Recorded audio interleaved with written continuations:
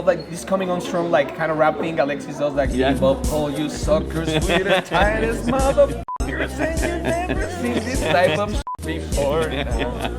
Joe. What now? We banging. ñam extravaganza. Mi panza me tiene confianza. Trae a la esposa del chef que quiero besarla. Tenedor, cuchillo, cuchara. Listo, amigo, esto es ñam extravaganza. Yeah.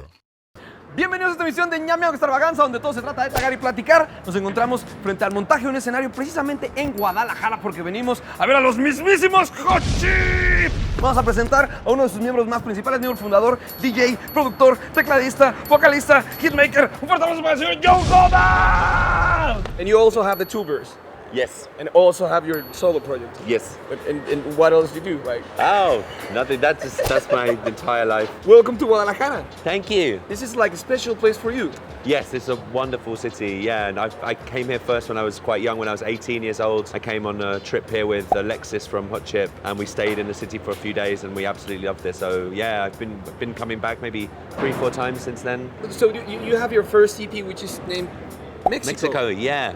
On a box that is taking a beat. That was the reason? Yeah. What happened in here that you decided to drop an EP together, or you were already working on that? Yeah, well, we did like a big trip. We started off in the United States and then we flew down to Cancun. We stopped in Jalapa and Merida and we came to Guadalajara. And the whole way through that trip, I bought an acoustic guitar and we were writing songs together. That's what became the Mexico EP. So yeah, it was a really amazing trip and we were in Mexico for maybe a month. So glad to be part of Hot Chip. We I mean, we love this country, yeah. Cool, you want to get some food? Yeah, before let's the do it. concert? Let's go.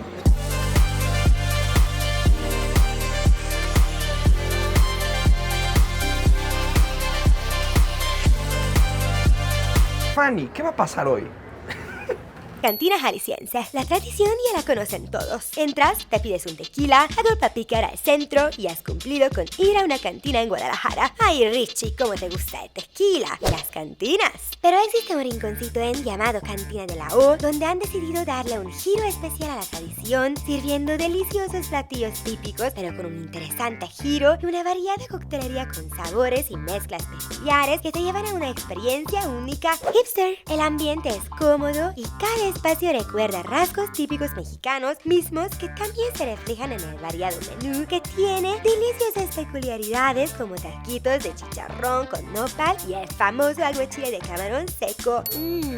Delicioso. Así que cuando andes en Guadalajara con tu amiguito hipster que también le entra sabroso a la tragadera y al chupe, de la U es tu lugar ideal. Cerdo hipster del Bajío. Well, this is maybe like the dumbest question to ask at an interview, but I haven't found it yet. Where is the name Hot Chip? Is it like a hot potato? Is it like a hot soft hardware? What was the reason? It's like, when I think about it too much, it just becomes completely stupid. Like, we made up the name when we were like 16 years old or something, you know, when we were at school. I don't even honestly like remember exactly why we have that name. And then it's just been like that for the last like 24 years or whatever. How does it feel like 20 years after that? I mean, it feels pretty stupid to have that name, but I mean, I feel super happy to like still be making music with Alexis and the guys. Like, I love it, but yeah, when I think about it too much, it just becomes like bizarre. Like, why did It's a cool name. It's catchy. What name would you put right now? The Joe Goddard band sensation. Joe Goddard Genius Society. So you ready to order some tacos? Yes, I would love to. You ever tell me you're not afraid of spicy things? No, I You're not, like, love spice. Yeah. Joe Goddard, hermano, ya eres mexicano. What are you up to? Like a bunch of tacos? Yeah, I would really like to try the nopales taco, and then yeah, whatever. Yeah, I would love to try that. Yeah. ¿Estás albureándote al invitado? Ah, no es cierto, no es cierto. Man, you're not afraid of anything. No, man. I love. I mean, it's just a wonderful thing about like being in a band and traveling. You know, I want to explore all of the food culture everywhere I go. Like, that's your thing, like. Yeah, and I love cooking at home. You know, so. Really? Yeah, for sure. It must be cool to have like a dad who comes out of tour and goes like, "Who wants some dinner?" and starts to go like, Yeah. Except my kids are like, they're pretty young and they basically, they just like carbohydrate. They just want potato, rice, noodles, and that's what they like. So sometimes I try to introduce them to stuff and they're like, oh no, just give me a potato. What's the whole thing, the whole process you went through from this, having that dumb name? Yeah. To now have a family and be on tour, and how many things have passed since then? I mean, yeah, it's a very, very long kind of process to think about, you know. It started with just myself and Alexis, like the two of us going back to my parents' house in London and like making music together on my computer in my bedroom.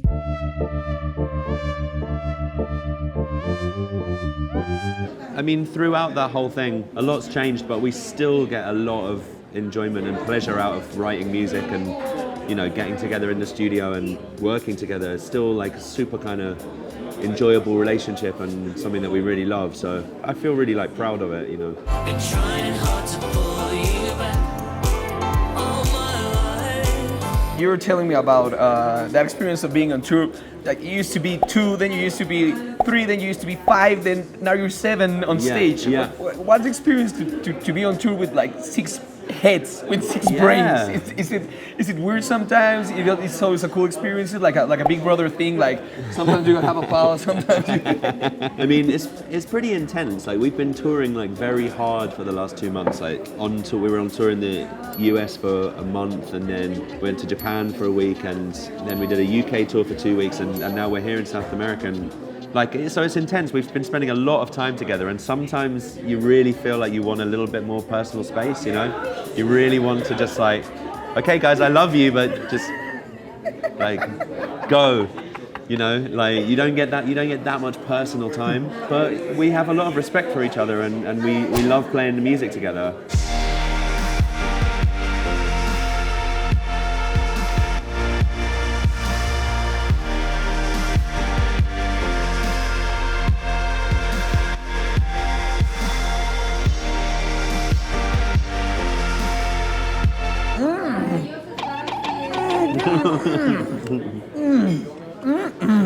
You're obviously 24 years older than when you started. You're still doing the same dope music. You're still doing those fucking awesome concerts. Yeah. And you're still performing for young people. Still on my mind when it started. How do you manage your time, like being a father, having kids, being on tour, and being like DJ sets? You have to perform at festivals, DJ sets. Yeah, like I mean, I still play a lot of DJ sets late at night, and kind of, you know, end up getting no sleep, and, you know, very, very busy. Sometimes I get home at like 7 o'clock in the morning just when my kids are getting up, and obviously they really, really want to just like jump on me and like have a pillow fight and go crazy, and all I want to do is like sleep for the whole day. So it's, you know, it's like, it makes me feel sad occasionally like that, but, you know, they understand. They love the music that I make. I try to kind of like spend a lot of time with them when I'm not touring. I try to be at home a lot and like be really kind of with them. Is your wife the famous Boo? Yeah. She's the one? Because I heard this like in like 3 or 4 songs you can hear like Shining Escalade. Yeah. Ride round the block with you, my boo. These chains. My love is right for you. I know it is my boo. Yeah, that's my wife. You've been together since the first album. Yeah, we've been since Coming Strong. we've been together since we were at university. We met at university, and actually on the song "These Chains" that you mentioned, you can hear my daughter Edie. There's a little sound that like I recorded her, and she couldn't even speak at the time. It's just her going like or something like that, and then I put that into the track. I thought that was you, like No, that's her. You're sampling your my daughter, yeah, and it's before she could speak a word. Like I was just recording her, yeah.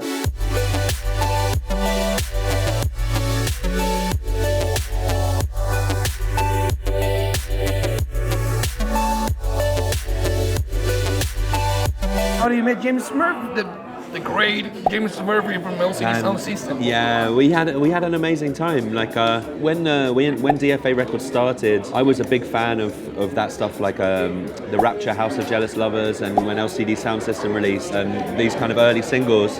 And then we released Coming On Strong, and I think James and Tim and the guy that runs DFA, Jonathan, found out about our records and listened to them a little bit. and they invited us over to New York to record with them in their studio. How was that experience to be like having an indie band in England and suddenly be traveling to New York to do an album? Yeah, and this was before we were signed to any kind of like big label. It was one of the kind of earliest things that happened to us, and it just felt incredible. LCD Sound System signed to EMI Records, and we signed to them as well. So we were all part of the same kind of like label family. And after that, we toured together loads. Yeah. Aldo used to do double shows. Yeah. He keeps on doing it while you're Yeah. Like James met Al on that trip to New York, and like they became just best friends. And yeah, now Al is like a super important part of LCD Sound System. Yeah, that video where you fight for Al. Yeah. That's actually my son's like favorite Hot Chip song of all of them. Yeah, because it talks about like body slam and like suplex. And that's your voice. Yeah. Slam. Body slam, suplex, headlock, summer slam, elbow drop, belly flop. Yeah, so then we went on tour with LCD around the UK and Europe and America like a couple of times, and they taught us so much about how to make this music live, and how to even how to like play proper kind of like disco bass and guitar and everything. It was like they really educated us. Yeah, and since then you've been putting like a little bit of comedy in your videos, a little bit of comedy in your song. I love like this coming on strong like kind of rap thing Alexis does, like give up all you suckers with the tightest motherfuckers, and you never seen this type of before. Joe. What now? Lean banging.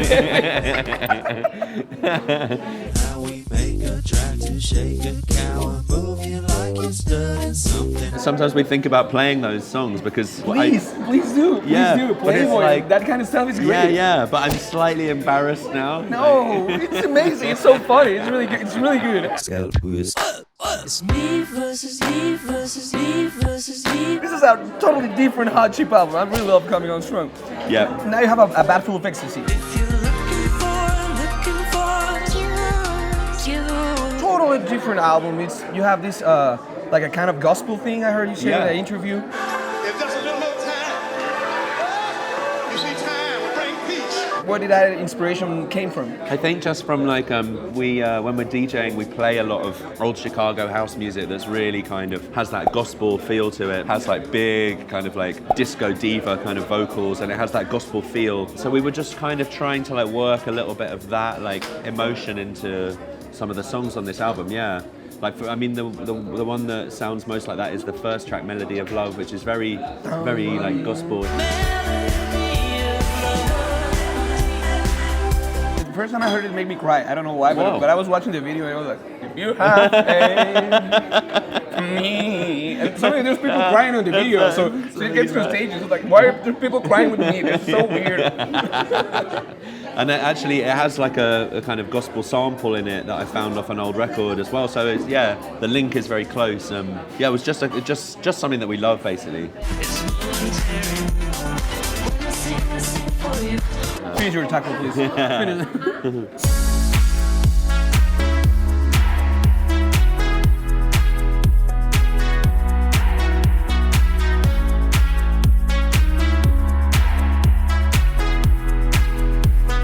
When you did songs like over and over, The smell of repetition really is on you. ready for the floor, I'm ready for a fall. by the time you finished them, were you thinking like, this is gonna be a huge hit, or you were just making records and... I remember with Over and Over, I was really inspired by early LCD Sound System records, and I remember wanting to make something a little bit like that. Lay back, we'll give you lay back.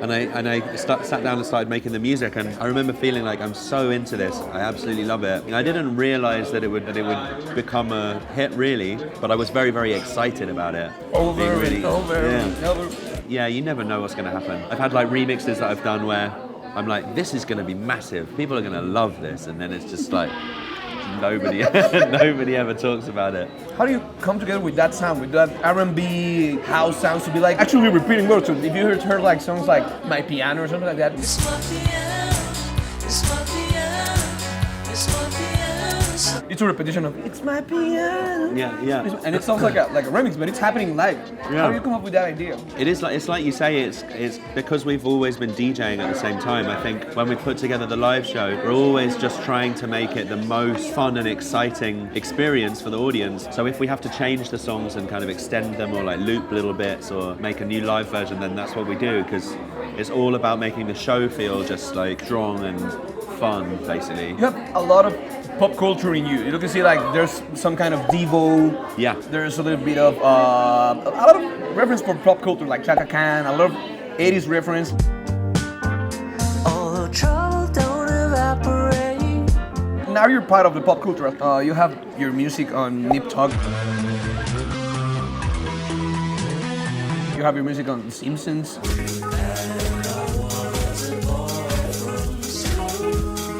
Your music on FIFA. How does it feel to be like that part of pop culture, like being involved with pop culture and then being part of it? Yeah, to feel like you fit into that whole thing in like a small way. Yeah, it's just fantastic. Like the Simpsons was one of the kind of best moments for us, really. Like they used Boy from School, yeah.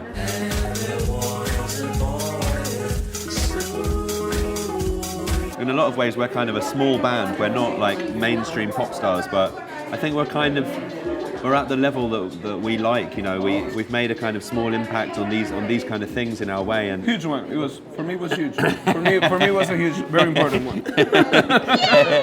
I would stay like for hours talking with you and ordering more drinks, but they're calling me, so I needed to get you back so you can play the concert. Right. The last one, you played all over the world, like Japan and stuff. Like, what's your concept of that, and what advice would you give to a young comedian or people starting in music? Like, you've been in 24 years on this. Yeah. Honestly, like my advice really, and it's a very, very obvious thing to say, honestly, try to stay away from like copying what you see around you and your friends and like, you know, the stuff that you love, and try to kind of stay true to kind of your own voice. Which is an obvious thing, as I say, but It's not that obvious. Yo, you don't cabrones, and it's good to know that inspiration kind of came from Mexico. yeah. Thank you very much. We have el floreado de rata, which is a double humor thing. But floreado de rata. Are you ready to see it? Yeah, great. Vamos a mostrarle a Joe Goddard el floreado de rata. Reata.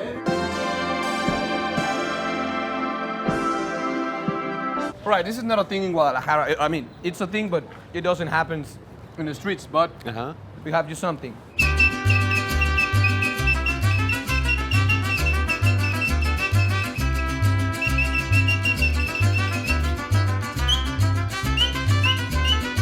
Whoa. Hey, woo!